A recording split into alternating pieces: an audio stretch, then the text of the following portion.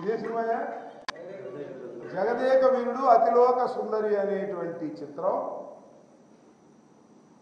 మన చిరంజీవి గారు శ్రీదేవి గారు నటించిన దానిలో ఒక పాట.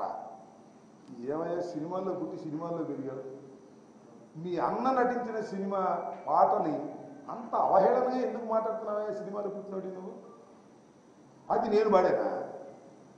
నేను పాడిన పాట ఏంటో తెలుసు కదా. నన్ను సినిమాల్లో పెట్టావు కదా, సినిమాల్లో పెట్టి శ్యాంబాబు అని నన్ను తిట్టడానికి ప్రయత్నం చేసావు కదా.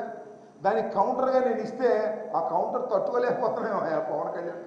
నాకు అర్థం కాదు, ఇంత అనుభవం ఉన్నవాడివి.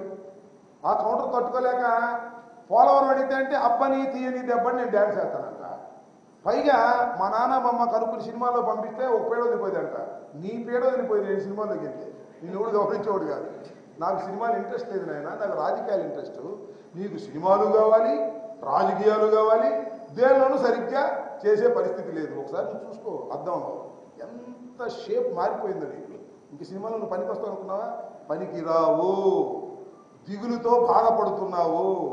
జగన్మోహన్ రెడ్డి గారిని ఏమీ చేయలేకపోతున్నాము, చంద్రబాబుని పైకి లేపలేకపోతున్నాము అని బాధపడుతున్నావు.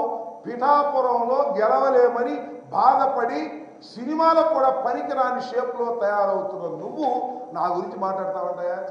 పవన్ కళ్యాణ్ గారు చంద్రబాబు నాయుడు మాట నేను మనవి చేస్తున్నా. నేను పుట్టింది రేపల్లెలో. నేను విద్యార్థి నాయకుడిని కనుక్కో రేపల్లె వెళ్ళి.